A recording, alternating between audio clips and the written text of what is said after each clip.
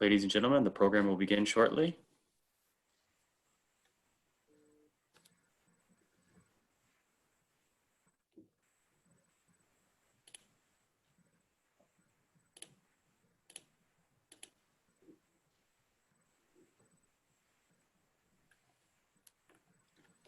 Good day. Welcome to Advocacy Anywhere, powered by AJC. Advocacy Anywhere is AJC's digital platform that enables you to engage with AJC's global expertise, content, and advocacy from wherever you are. Today's program is brought to you in partnership with Jewish Insider. You can sign up for Jewish Insider's daily kickoff by visiting www.jewishinsider.com. Today we have a very special post-Yom HaAtzmaut Israel Independence Day program for you. Joining us from Israel is Avi Mayer, AJC Managing Director of Global Communications, and Myra Clark-Siegel, Director of Communications and Senior Strategic Counsel for AJC Project Interchange.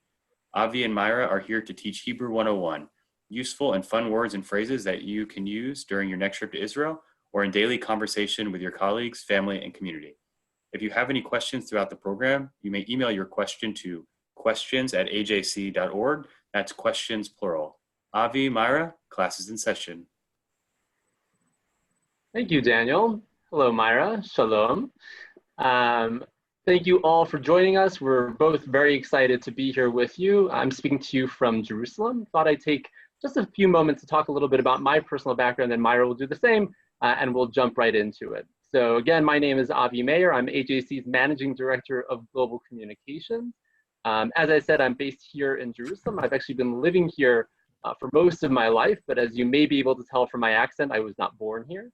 My family moved here when I was 6 years old. I've spent most of my childhood and I guess development years in this country, but I've been sort of bouncing back and forth. In high school, we moved to the DC area. I came back here after college in order to serve in the military, in the Israel Defense Forces, as a spokesperson to the international media, and I've been here ever since. I've been with AJC for about 2 years now, and I split my time between New York, where most of my team is based, and right here in Jerusalem. So that's a little bit about me. Myra, why don't you say a few words about yourself?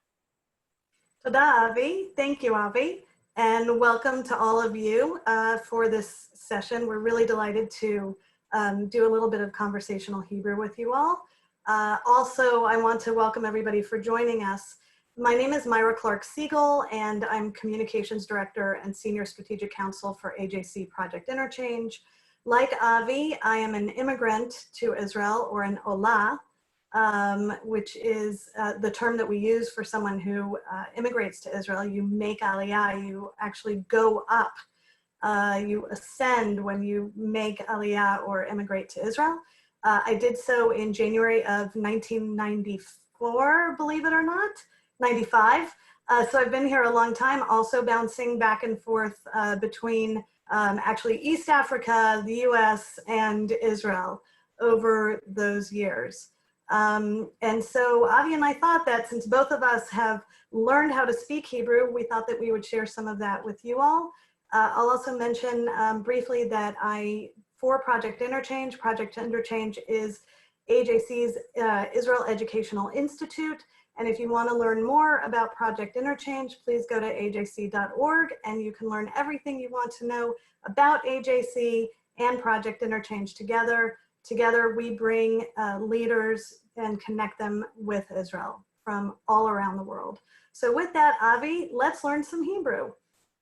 Boy, first of all, I have to say your introduction was a lot more magniv than mine was. Magniv being the Hebrew word for cool. So let's make that the first word that you're learning today, magniv. We thought that what the best possible way to structure this conversation would be around different situations that you might find yourself in. So we have decided to divide the words and the phrases that we'll be sharing with you according to different situations. So some of them will have to do with social situations, others will have to do with whether you're out shopping or out at a restaurant. And we hope that we'll be providing you with the tools you'll need and the words that you will use most often when you come visit Israel, either for your first time or on a repeat visit, or if you have friends or family in Israel, or if you just want to learn to interact with people who speak Hebrew. These are the phrases that you will need to know. One of the things that I think is important to note, and you will notice this throughout, is that Hebrew is indeed a gendered language. Some words are masculine, others are feminine, and some are available in both forms, which we will illustrate with some examples. So Myra, let's jump right into it. Let's go. Yalla. Yalla. So the first category we have here is ben chaverim, amongst friends. And the first term, the first word that we're going to teach you is actually one that I believe Myra and I have already used in the course of this conversation. Many of you may know it already. It, of course, is shalom. Shalom is probably the most important word in the Hebrew language. It has multiple meanings. It means hello, goodbye, and of course, peace. You will use it when greeting someone, when saying goodbye to someone, or of course, when extending a peaceful salutation either to someone you know or even someone who perhaps you know somewhat less. So it really is a foundational word. Kids will learn this as one of their first words when they're learning to speak. It's one of the first words they'll learn in nursery school. I believe it was the first word I learned in first grade as a new immigrant to this country. And so let's start by saying, Myra, shalom, ma nishma. Shalom, Avi. Ma shlomcha. I'll also add, as Avi noted, that shalom is the foundational word. We have a joke here in Israel that we are so busy that we don't actually know if we're coming or going. So it's hello and goodbye because we're always on the move in Israel, but we always wish everyone peace. And that is why this word has three meanings, and I think three very important meanings. So shalom, Avi. Shalom, Myra. So bruchim habaim. Bruchim habaim is simply welcome. And after you say shalom to somebody, whether it's someone coming to your home, someone coming to your office, you run into somebody at a store, you'll follow it up with either bruchim habaim to a group of people, or to a single male, you would say baruch haba, or to a single female, brucha haba'ah. And that, so you would put the two together, shalom, and I'll say to Avi, shalom, baruch haba, Avi. Welcome, Avi. And I would respond by saying, Bucha hanimtzet. So if Baruch haba means blessed is he or she who comes, Bucha hanimtzet would mean blessed is she who's already there. So it's sort of an exchange of blessings, and that would be the appropriate response to someone who said Baruch haba, or in the case of a woman, Bucha haba. Now, of course, you see someone, the first thing you're going to ask is, how are you doing? So you would say, if you were talking to a male in the masculine, it would be ma shlomcha. And if it were to a female, you would say ma shlomech. So again, very basic sort of thing that you would say in any language when you're first encountering someone, either after an extended period of time, or even if you haven't seen this person since yesterday, ma shlomcha. So Myra, ma shlomech. Beseder gamor, Avi, ma shlomcha. So what I actually said was, totally great, Avi. How are you? Ma shlomcha. And I would respond by saying, Akol tov. And in fact, I believe that that is our, no, it's actually not our next phrase, but Akol tov means it's all good. That's a very common response that you will often say in response to the question, Ma shlomcha, Akol tov, or Akol beseder, everything is okay. Myra? Great. So once you've welcomed somebody and you've asked them how they're doing, you may ask them in a different way, ma nishma, which really means, what have you heard or what are you hearing? But it's used as, how's it going? How's everything going for you? So you would say to somebody when you see them, shalom, ma nishma. So Avi, shalom, ma nishma. Sababa, Myra, Akol tov. So for those of you who are waiting to hear some Hebrew language, some slang, yes. Here it is. Sababa is a word that we will learn later on. It means like awesome, it's all good. So sababa, hakol tov. Metsuyan, excellent. And here we go. As we said earlier, hakol tov literally means it's all good. So this is a common response to ma nishma or ma shlomcha, hakol tov, it's all good. This is an alternative. I used this term earlier, beseder gamor. Everything is perfectly great, totally fine. Totally fine. Now, of course, the next step, certainly with someone who you don't know, would be to ask the person's name. So Again, this would be a gendered question. It's asked differently if you're asking it of a male or of a female. So for a male, you would say, Ech korim lecha. And if it were for a female, you would say, Ech korim lach. So for Myra, it's pretty easy. I would say, Ech korim lach. And Myra would answer, Korim li Myra, or Shmi Myra. My name is Myra. And now, Avi, I will pretend I don't know your name, and I'll ask you what your name is. Ech korim lecha? Korim li Avi. My name is Avi. And here we go. This is the response.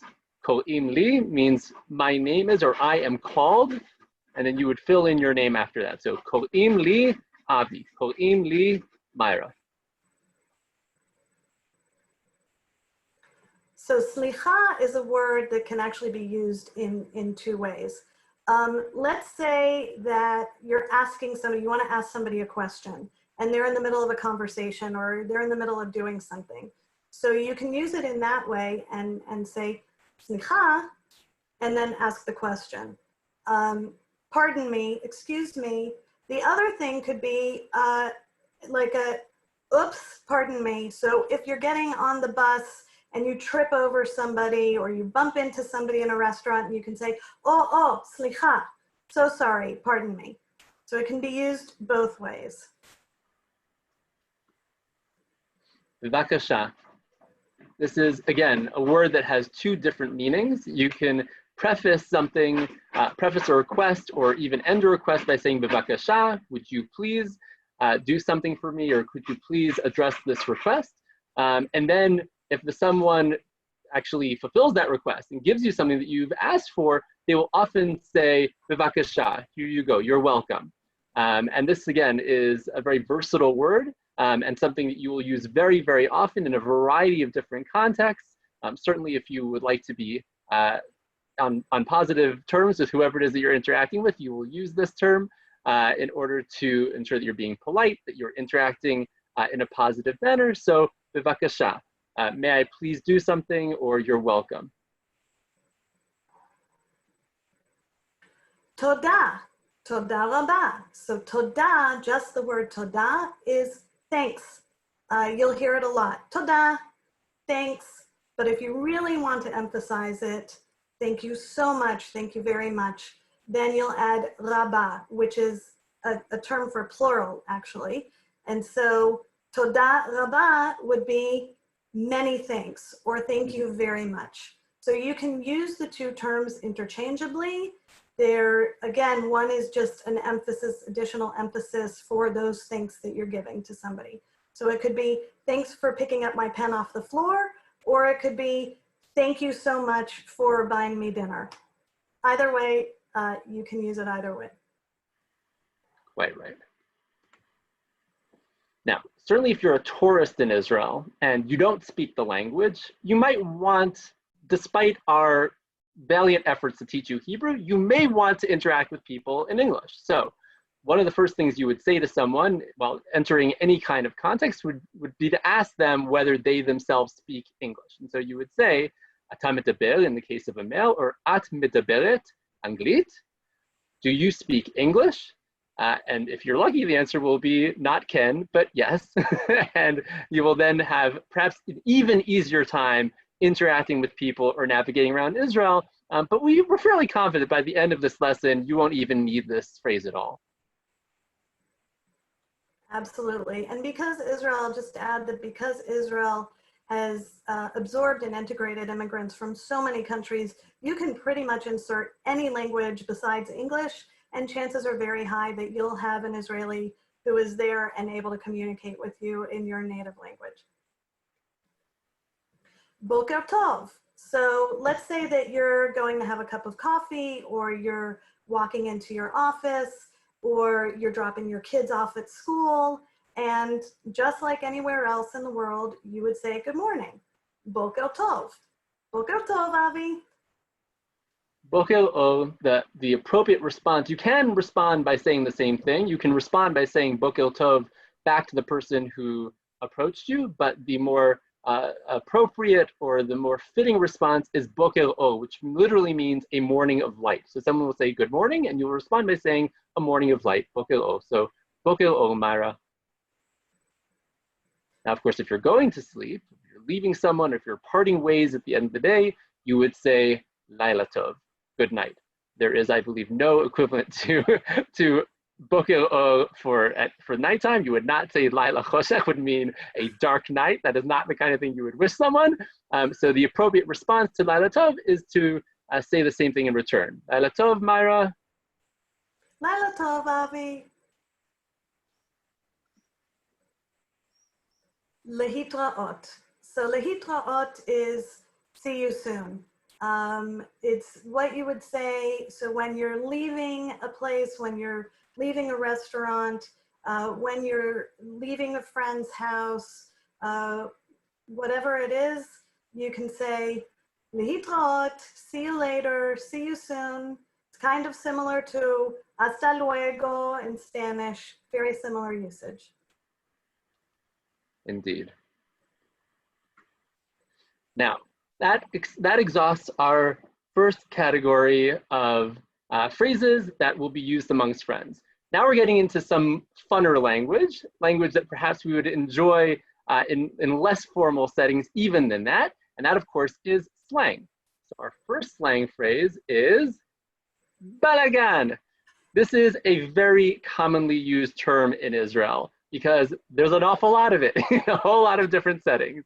It can be a professional setting, it can be a personal setting, it can be something you encounter in the street. You can be referring to Israeli politics, you can be referring to a situation at work. Oh my God, it's such a balagan, it's chaotic, it's a huge mess.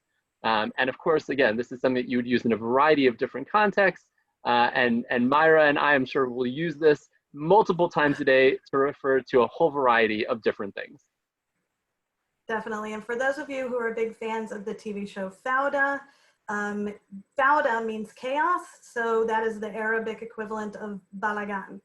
And you definitely hear it all the time. So if you truly want to sound like an Israeli, you would say, Eze balagan, what a mess.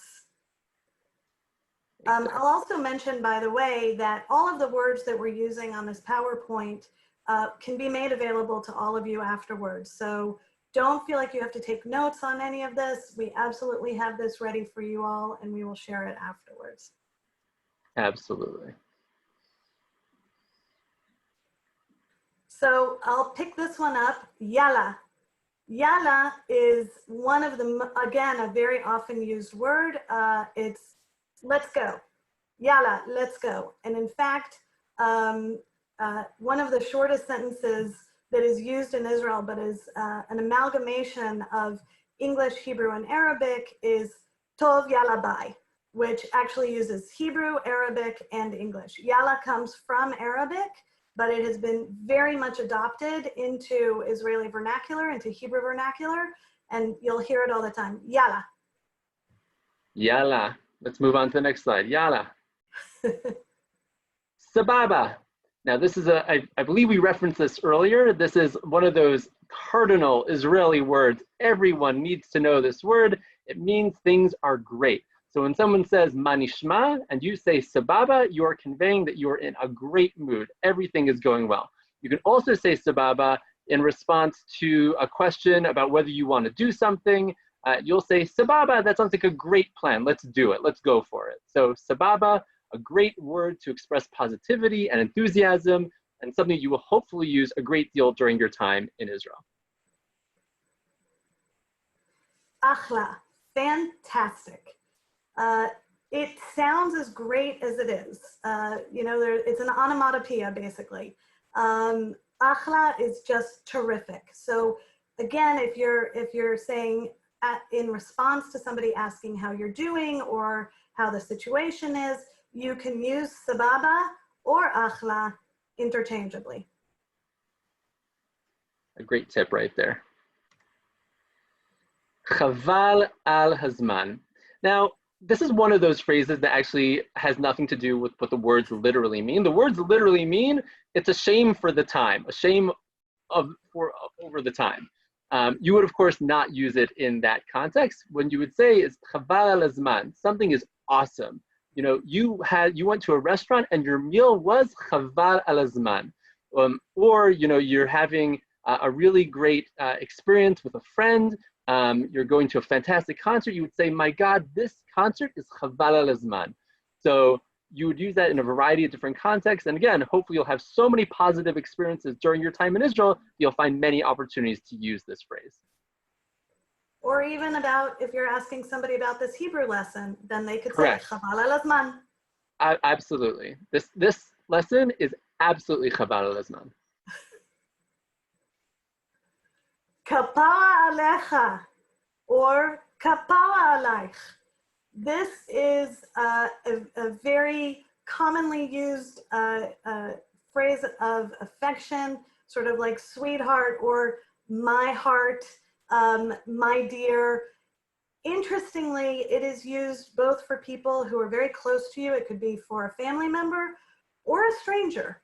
So you can meet somebody in a store, and if they say that they like your outfit or they like your shoes or whatever it is, then you would say kapara alecha or kapara alaych. So interchangeably used between the people that are most dear to you and people you've never seen before in your life.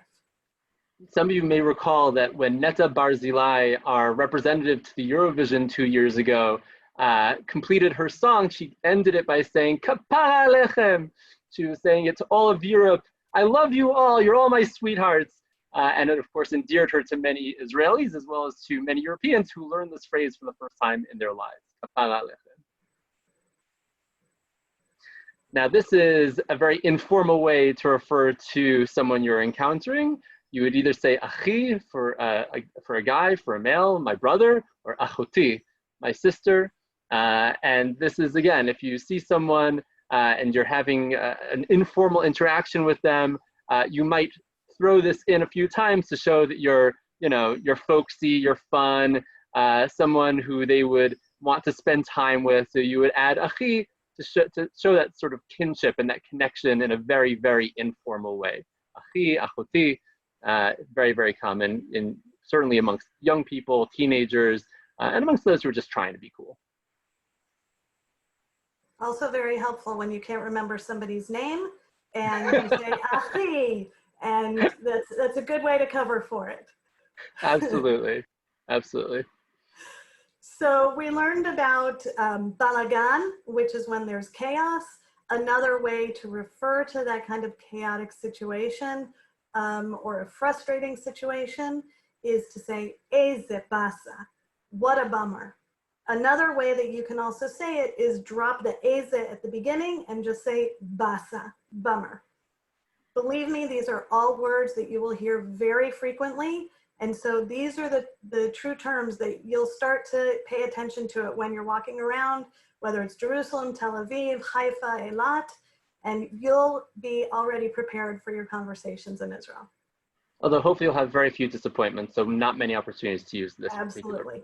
Only that you want to have more time here. And so exactly. When you're about to get on the plane, you're about to get on on your flight back home, you'll say, oh, Eze basa, what a bummer. I wish I didn't have to leave. Absolutely. Stam. Just kidding. That's something you would say when you're fooling around with someone, joking. You'd say, oh, I didn't actually intend that, or, this is sometimes used in lieu of like not. So, you would say something and then someone would be taken aback and you'll say, stam, I didn't actually mean that. I was just kidding. Stam. Don't worry about it. Chalas, enough.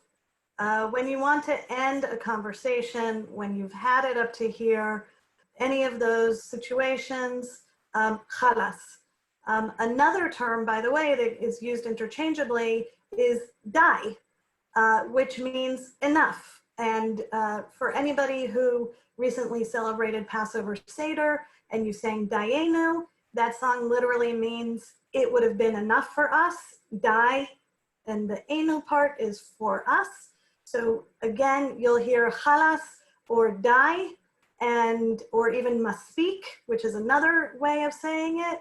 And these are all terms that is just like enough. Khalas. Now let's say you've arrived in Israel and you just cannot wait to sample this country's incredible food. I'll tell you, I the other day spoke to some of my team about their favorite Israeli foods in advance of Israeli Independence Day, Yom Ha'atzmaut, and one person said falafel, another person said sabich, and a third person said shawarma, and a fourth person said shakshuka, all of which are foods that if you don't know what they are, you really should come and try them out. But a fifth person said, you know what? Literally any restaurant in Israel, that's my favorite food. There are just so many great places to eat in this country. So that being the case, let's figure out how you would interact with folks when you arrive at a restaurant. So the first thing you would do is you'd open your menu, you'd look at the different options, and then you'd say to the waiter or waitress, Efshar, may I have? And then you would insert whatever it is that you're asking for. So Efshar pizza, may I have pizza? Efshar pasta, may I have pasta? Efshar falafel, may I have falafel? That's a very good word for you to know, just because it will give the person who you're speaking to the sense that you're actually asking for something. You've decided what you want to order, and you're placing your order at that time. Mayim, the source of life, water. So oftentimes, because Israel wants to make sure that we are conserving water, you may not be served water automatically. So sometimes you have to ask for it. Again, it's because we have very finite natural resources in Israel. So you would say, Efshar mayim bevakasha, stringing 3 of our slides that we've learned together. Efshar mayim bevakasha, may I please have water? Now let's say it's in the morning and you just cannot make it through the day without your cup of coffee. So you would call someone over and say, Efshar kafe, may I please have coffee? I have to say, I'm not a coffee drinker, but I understand that Israel has some of the best coffee in the world. And some American coffee house chains that have tried to make in Israel actually failed because Israelis simply were not impressed by the quality of their coffee.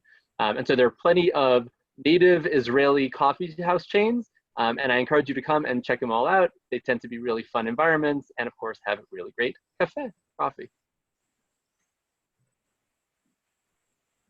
So I am a coffee drinker and I will completely endorse Israel's excellent coffee. One thing that you want to ask for, if you want a cappuccino, yes, people will be able to give you a cappuccino if you ask for a cappuccino. But if you really want to sound Israeli, when you're ordering it, you would ask for kafe afuch, which actually means upside down coffee. But a kafe afuch is a cappuccino. And if you really want to sound that like a native Israeli, you would say, Efshar kafe afuch, may I please have a cappuccino? Of course, because you'll sound so Israeli, at that point, you might have to jump in and say, at medaberet ivrit, because they might think, or mat medaberet anglit, they might think that you are just such a native-born Israeli that you don't need to have any further communication in English. So be careful. Be careful how much Hebrew you use, because they might take you at your word. Avi's kidding, because Israelis love it when people practice Hebrew with them. It's true. It's true. Now, we've reached the end of the day. You're at a nice dinner, and all you want is a nice glass of wine. So what you would do is you would ask for yain, and if you were in the mood for red wine, you would say yain adom. And if you were in the mood for white wine, you would say yain lavan.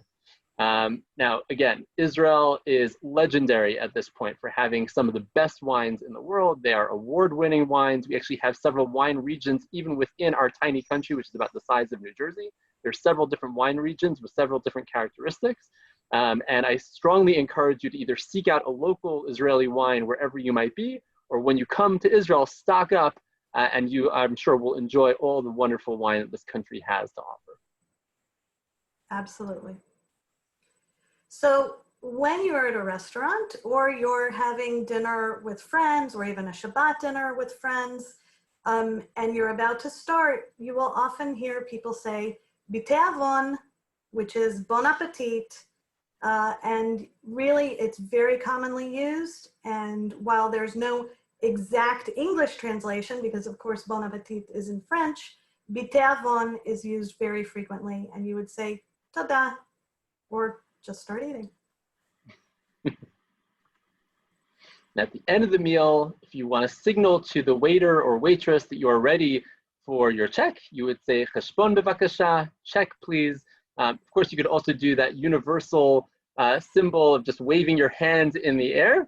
But if you actually want to communicate something verbally, you would say cheshbon bevakasha, check please. And he or she will bring it right over. I will actually make one note on that one, Avi, which is culturally in Israel, you can typically pay on a credit card, but in terms of tips, typically you're asked to leave a tip in cash. So just a little note. And that way we make sure that our servers are adequately compensated with their tips directly. That is an excellent point, Myra. Thank you for saying that. On behalf of all of Israel's retail workers and service providers, thank you. The next category, of course, would be relevant if you find yourself in the shuk, in the marketplace. If you want to bring back some souvenirs, you just want to support the Israeli economy and bring back some Israeli produce, you might go out and do some shopping. So here are some phrases that you might find valuable during that experience. So again, because you're going to sound very Israeli after this lesson, you'll go into the store and you'll say shalom, and they'll say shalom.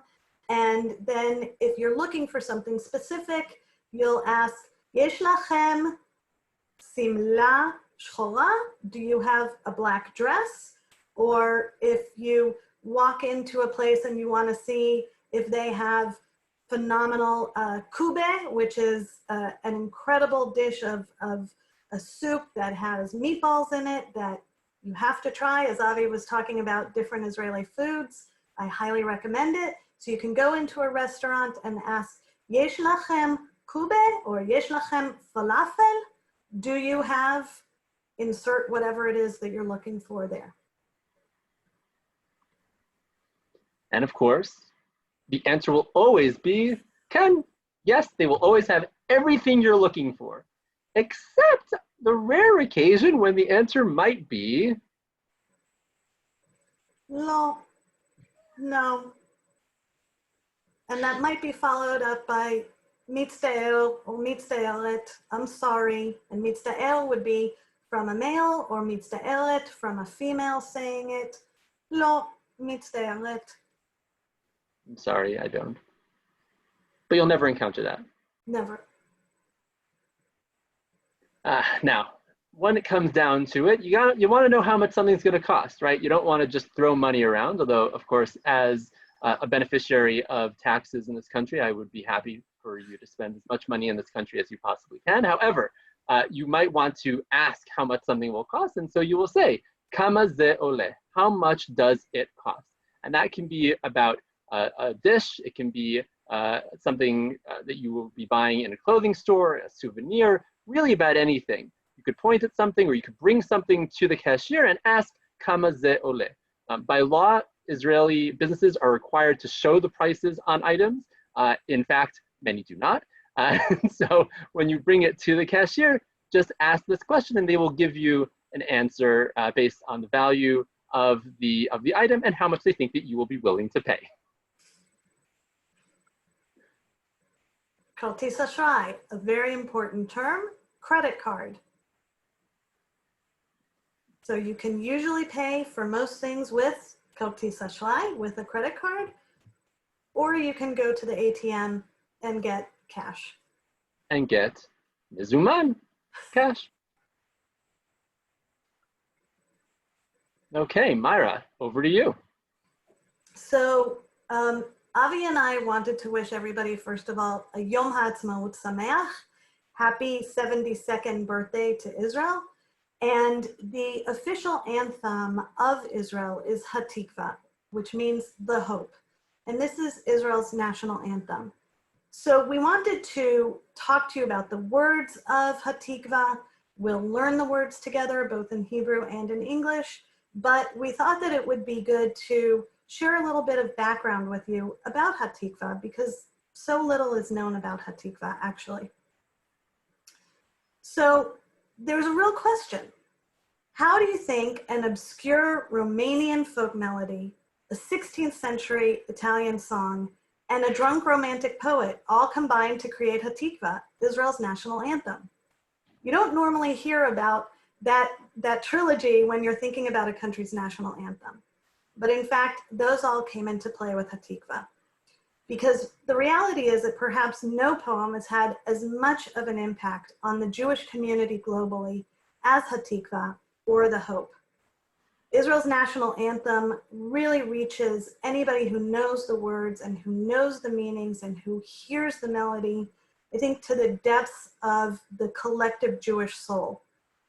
It calls forth emotions that are both ancient and modern. It actually uses biblical imagery and references biblical terminology so that anyone who has studied the Bible or read the Bible, there are terms and evocations in there that you can connect with. But it is also haunting because of the melody, starting on a minor key and going to a major key, but it's also empowering. And that's really the power of Hatikva. More than anything though, Hatikva really emphasizes the yearning of a return to the Jewish homeland. And more than anything truly, Hatikva, like its name, is a song of hope.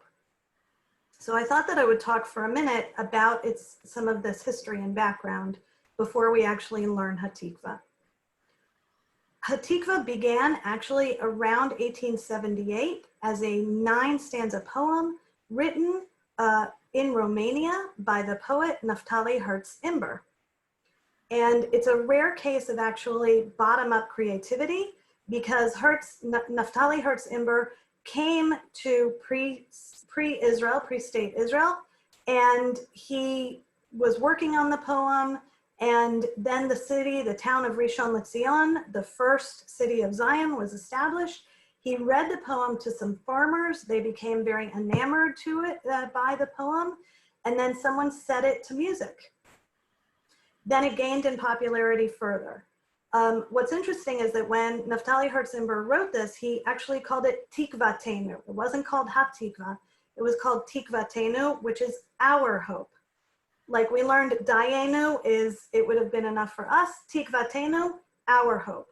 And it really, really caught on and began really capturing public attention at around 1884 with these farmers throughout the pre-state Israel. And what's interesting is it kind of boomeranged in terms of popularity. So it gained popularity in pre-state and also in Europe. And as a result, it was sung and adopted as the anthem of the first Zionist Congress in 1897 in Basel, Switzerland. What is interesting is that despite this kind of grassroots popularity, the father of modern Zionism, Theodor Herzl, wanted to find a different anthem because he did not find that Naftali Herz Imber was, well, let's just say because he had a kind of less than satisfactory background and reputation, Theodor Herzl wanted to find a different anthem. He didn't think that that was becoming by the author of what could be the anthem. But despite his preference, there was so much popular support for the song that it took hold. And in fact, when the state of Israel was declared in 1948, Hatikva was played by the Palestine Symphony Orchestra upon the Declaration of Independence, and it became enshrined as the national anthem. But what is interesting also is that it only became enshrined by the Knesset, by Israel's parliament, by a vote in 2004. So from all of these years, it actually was only formally established as the national anthem in 2004. And I'll just briefly say some other things that I think are really interesting is, so we know about the poem, the 9-stanza poem that was written by Naftali Herz Imber was then shortened to 2 stanzas. That is Hatikva as we know it, are the 2 stanzas. There were multiple people in the community who began editing it and really shaped key words to make it even more poetic and resonate even more with people. But what is unclear a little bit, and is still the matter of scholarly debate until today, is the melody origins. Some point to La Matonava, a 16th century Italian song. Others point to Di Maldo, a Czech song, and other songs are also part of the debate. I'll stop here and we'll teach the words to Hatikva, and then we can also listen to it in a minute. If I could just jump in for a moment, I think what's cool about Hatikva, or very interesting about it, is that there's so many different renditions that have really captured many people's imaginations over the years. There's a very famous recording of Holocaust survivors singing it, I believe, in Dachau. I think, Myra, you and I discussed it earlier. Yeah. Bergen-Belsen, which I think was extremely powerful and really sort of encapsulated the hope that was still shared by many survivors at that time to make it to Israel. There are recordings by Barbara Streisand and by other famous celebrities and people who are either Jewish or not Jewish that have captured many people's attention. And there's actually a recording that was made available yesterday that I encourage you all to look for, and we could perhaps circulate a link afterwards. There was a recording made by the Israel Defense Forces Band and the band of the US Naval Forces in Europe. They surprised a Holocaust survivor this past week on the occasion of Yom HaShoah, Holocaust Remembrance Day. They did a Zoom call with him, and he thought he was just going to be sharing his story of having lived through the Holocaust, but actually they had prepared a surprise. They played Hatikva jointly on this Zoom call. It was extremely beautiful. It's already, I think, garnered hundreds of thousands of views across different platforms, and I think that that's just a testament to how powerful this song can be and how much it means to so many people around the world. So let's delve into the words a little bit. So I'll take on the English. As long as the heart within, the Jewish soul yearns, and toward the eastern edges onward, an eye gazes toward Zion. Our hope is not yet lost, the hope that is 2,000 years old, to be a free nation in our land, the land of Zion and Jerusalem. Now, what's interesting about this, and again, Myra and I discussed this earlier, is that this obviously encapsulates Jewish hopes. These, of course, are hopes that were shared by many Jewish people around the world for really millennia. And there's still today many Jews who feel that they are connected to Israel. The overwhelming majority of Jews around the world feel some sense of attachment to Israel, feel that sense of yearning. But of course, there is a sizable minority within Israel that is not Jewish. We have Muslim and Christian citizens, Arab citizens, most of them, who may not feel quite as attached to those lyrics, who may not feel the same Jewish yearning to Israel and to this land in that same way. And that, of course, has presented some challenges. There were some cases of public figures who were themselves Arab, who refused to sing the song, who stood respectfully. There was a case of a Supreme Court justice and some others who were not Jewish, but who felt that they could respect, even though they couldn't actually relate to the words in the song. And there have been comments and suggestions made over the years of perhaps supplementing Hatikva with another song, perhaps a song by an Israeli poet named Chernyakhovsky, who wrote a song that has more universal themes. That has been sort of debated on and off. It's generally accepted that this is, however, the national anthem of Israel.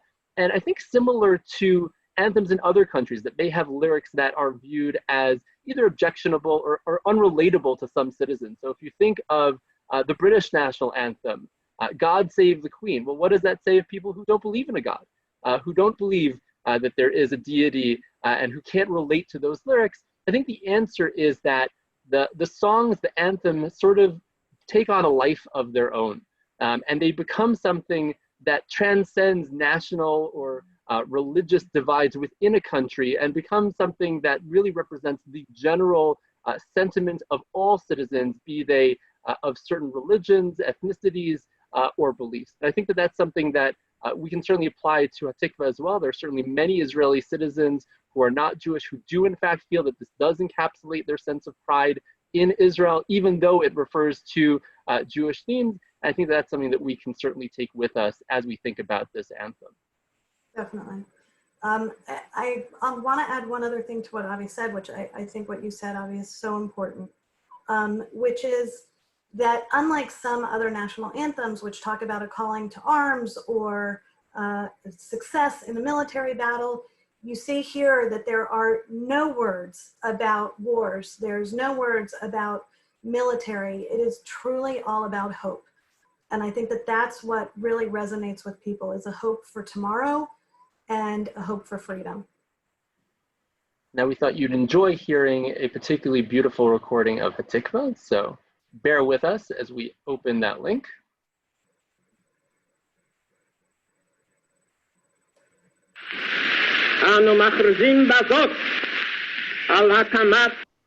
Hold on one moment.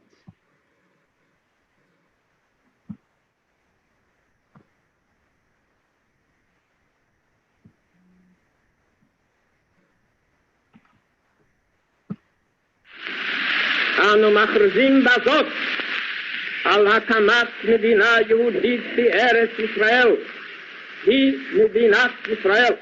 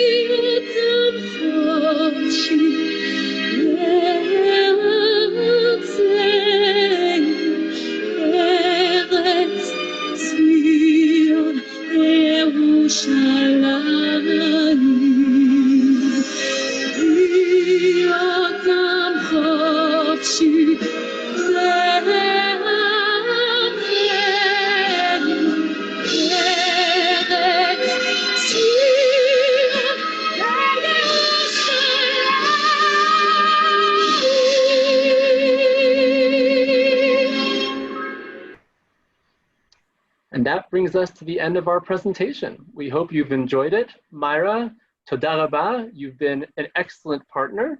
I've enjoyed this very much. And if there's interest, perhaps we could even do a part 2 with some elements of Israeli culture, some pieces of Israeli music, some segments from Israeli shows or films.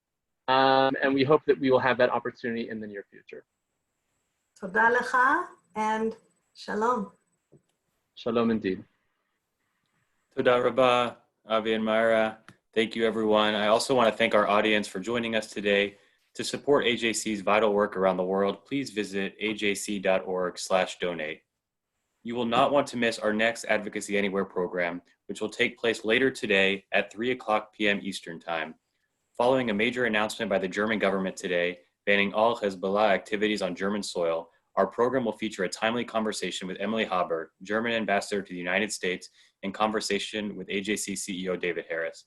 To register for this program, go to ajc.org/advocacy anywhere. Please stay safe and healthy, everyone. Goodbye. Litot. Litot.